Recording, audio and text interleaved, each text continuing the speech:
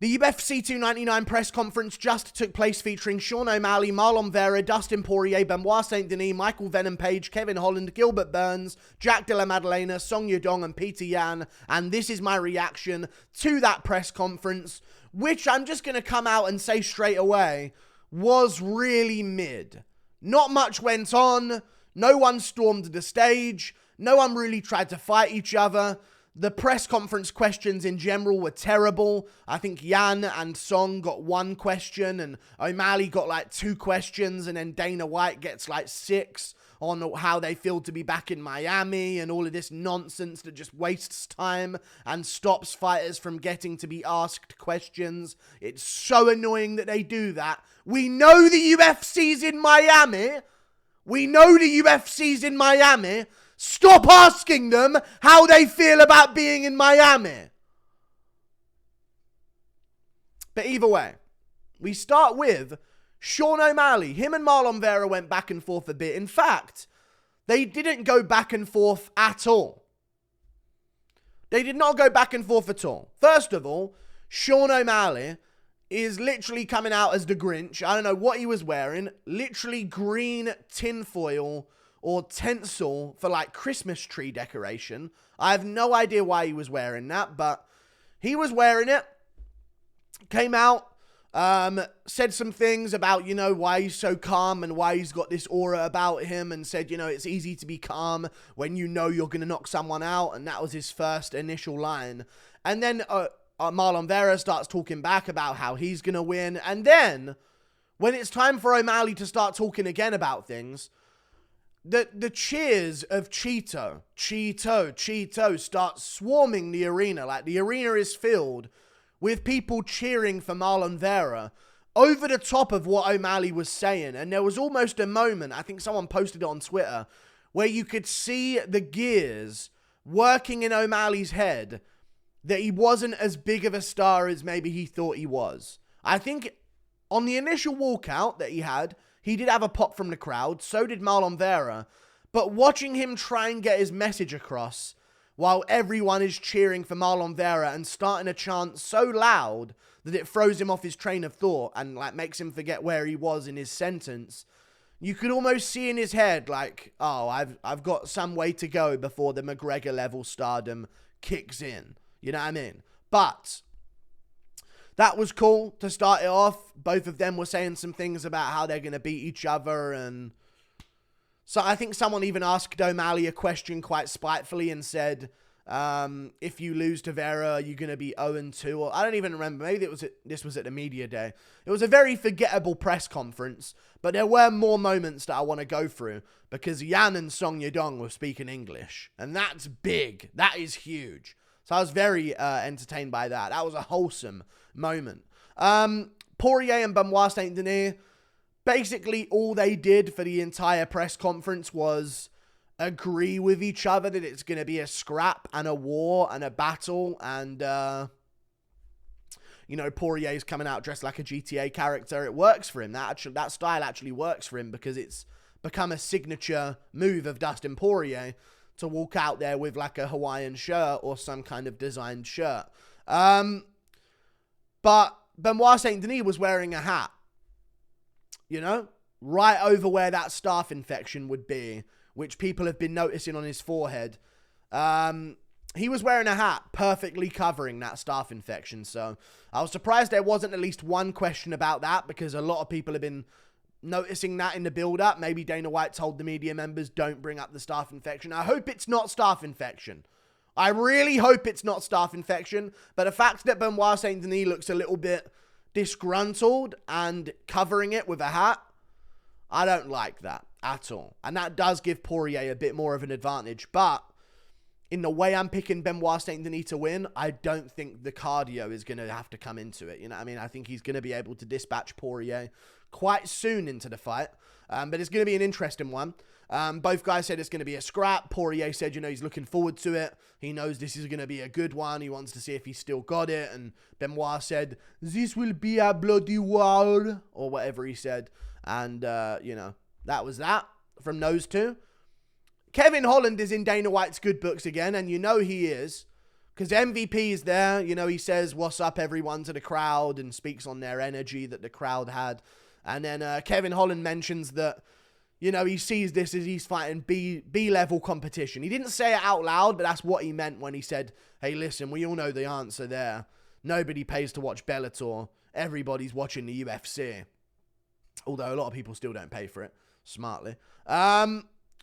But yeah, he was basically saying that Bellator's B-level competition, and you could literally see Dana White edging himself underneath the desk in the middle of the press conference. You could see him. I saw Dana White go like that. If you really zoom in on his face when Kevin Holland says that and openly trashes Bellator whenever MVP got brought up as a transfer from Bellator to the UFC, Dana White lost his mind, edged out beyond belief, and just splattered the behind of his commentary desk that he had in the middle of the press conference. Insane stuff.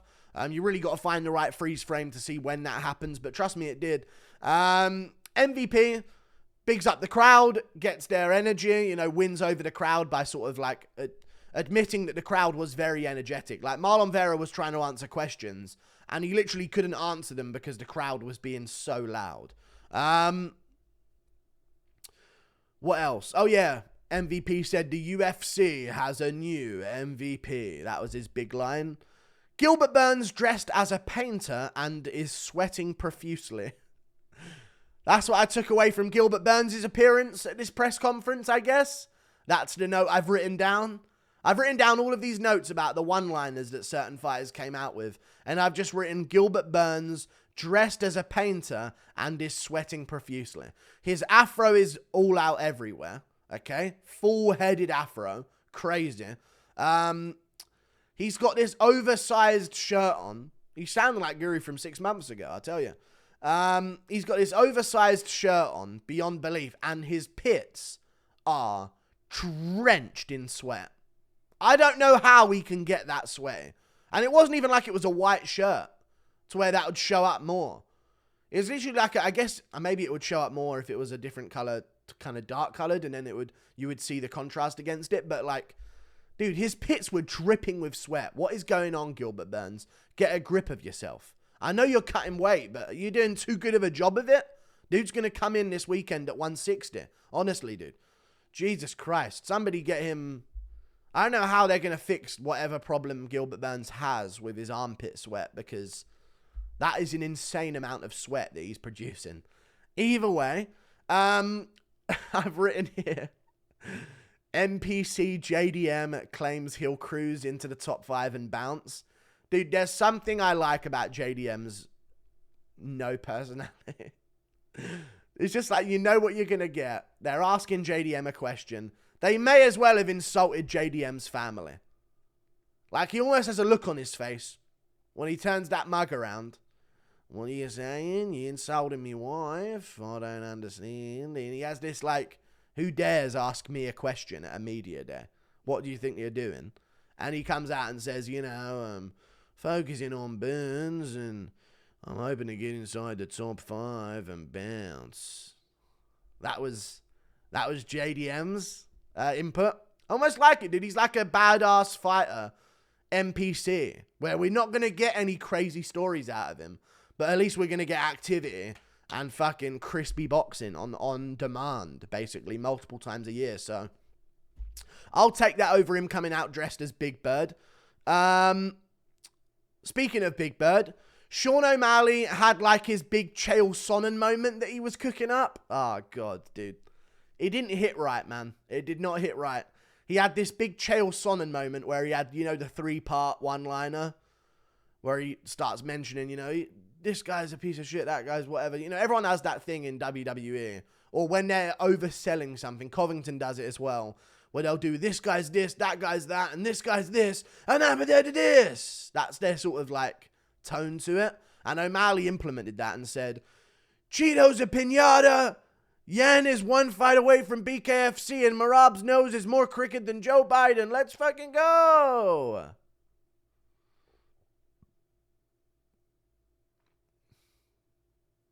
And, just didn't hit right. You know what I'm saying? Just didn't seem to blow the arena away. Okay? Really didn't. Cheeto a pinata while Sean O'Malley's dressed in the way he's dressed. He's the pinata out of the two of them. Yan is one fight away from BKFC.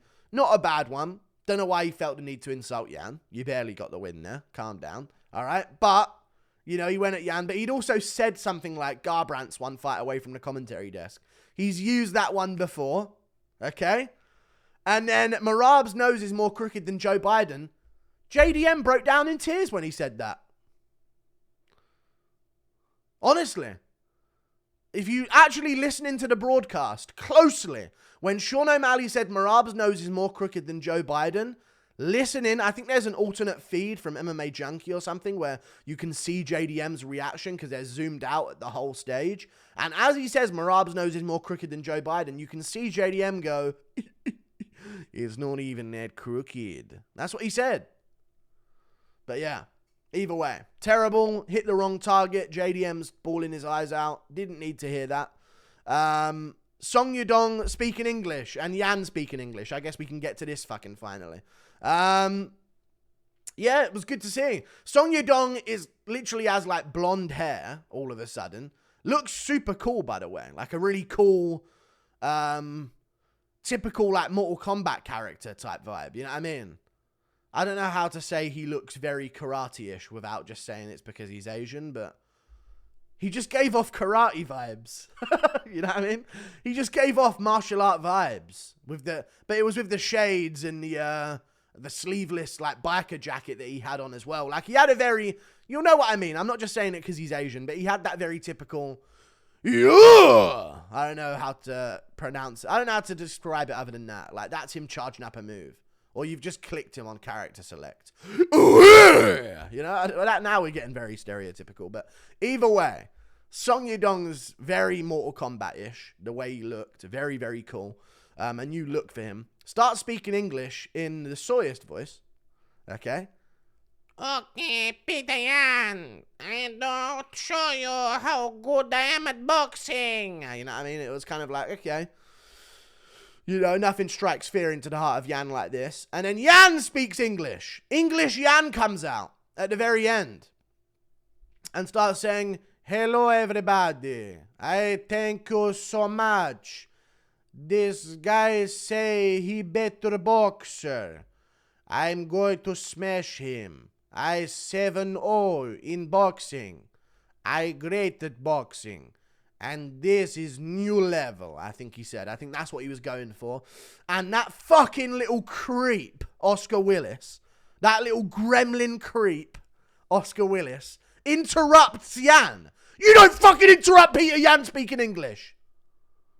He wasn't fucking done with what he was saying. And Oscar Willis like, so anyway, my time to make a joke on the mic, is it? I'm one of the guys. Fucking Oscar Willis, the fucking Blue Peter presenting nonce. Honestly, disgusting behavior from him. Do not interrupt Petr Yan speaking English ever again. Then, so many Spanish questions, man. One question for Yan, Yadong, and O'Malley, but 10 for Dana. Like, stop. We know you're in, like, they're just dumb little NPC idiots in the media that ask these questions. They're barely conscious human beings. They're just going through the motion. I wouldn't be surprised if they were AI. Like, honestly, some of the questions they come out with. How does it feel to be in Miami? What are we doing here, dude? You got 5 of the best fighters in the world on 5 pairs of the best fighters in the world on stage. And you're asking bullshit. I don't know if this happened, but I wouldn't be surprised if it did. When are you coming back to Vermont? Like some stupid bullshit like that. Oh, hi, I was waiting for you, Dana. Like everyone always chucks out some bullshit like that. You know what I mean? UFC hasn't been to Seattle in 10 years. When's it coming back? Any plans? Like, shut up. And then all the Spanish gobbledygook. Yeah, blah, blah, blah, blah, blah, blah. English or nothing. Honestly, dude, if you ain't going to learn English, don't speak. No, I'm joking now. You can speak if you don't know English. But let's work on it, you know? Song Yadong's working on it. Petr Yan's working on it. Hey, Portuguese and Spanish speakers, start working on it. Because these fucking inbred Russians are fucking Give them 2 years, they're speaking full sentences with no problem and understanding and speaking English easily. I actually really am a big Dagestani fan now. Umar, Habib, Makhachev, give them a year or two, they'll start being coherent in English. Pereira, we're waiting. Okay, Charles Oliveira, anything. We're getting some stuff out of him now, but still. Come on, dude. Half the fucking press conference was in Spanish. It's not the problem that it's in Spanish. And I'm not saying that, you know, you're all losers, Pov, the English one, get over it, speak our language, and let's move on. But the thing is, the translations are so shit. That is the problem. They barely get the time to translate. Sometimes they just don't translate. And then we're just stuck with like, oh, that was 5 minutes gone. Asking Marlon Vera's questions in Spanish that we do not get translated in any way. It's dumb as fuck. And it really pissed me off. But there you go. That was the press conference. O'Malley's trash talk still needs some work. But here's what I say. I think he said something about, I'm not going to worry about his toe hitting my foot. He's got to worry about my leg hitting his chin or my toes hitting his lips, which was a really weird way of saying it. But, you know, O'Malley, what he needs to do is he just needs to go. But it's the problem, right? O'Malley, with the way he dressed, almost needs to be comical. I really hope O'Malley wins this one and then almost has like a strictly business approach to a Merab fight. Can you imagine? O'Malley loses or wins this one against Vera, Merab's next, and O'Malley fully acknowledges it as like the most difficult fight ever for him. And he like all of a sudden doesn't have the rainbow hair. And he has a normal hairstyle, like a buzz cut. You know what I mean? With the beard going. And then he's wearing a suit for the press conference and he's just speaking like, no more games. This ain't fun and games. This is the most important fight. I'm going to fucking flatline KO this little cuck. You know what I mean? Like, not in that way, obviously, because obviously he won't be throwing stones in glass houses. But either way, I just think O'Malley's trash talk could do with some honing in. It's like he doesn't know whether he wants to be the guy with the one-liners like Chael or Covington, the crazy weird guy with the outfits and stuff, or like a real stoic, chatty trash talker. Like he's all over the place with it, you know what I mean? So I think he just needs to zero in on the more serious shit. Like, I'm going to make a fucking highlight reel out of you in front of millions of people. That's the shit he needs to say. Not, you're a pinata. Your nose is more crooked than Joe Biden, or, you know what I mean? You know, it's easy to be calm when you know you're going to knock someone out. That's not bad. That could work in like O'Malley's trash talk is like, it needs hindsight to be cool. Right? It needs just a clip of it. So he needs to get these liners out there. And then if the KO happens in the fight, that'll be played. You know? Why are you so calm? Why are you so relaxed and composed, Sean O'Malley? You're going into this fight coming off a loss to this guy. And then O'Malley says, you know, it's easy to be calm when you know you're going to knock the guy the fuck out. Cut. Slept. Vera. You know what I mean? Hindsight is required for O'Malley's trash talk. Like and subscribe. Thank you for watching. Toodle Pip. I'll see you later. Goodbye.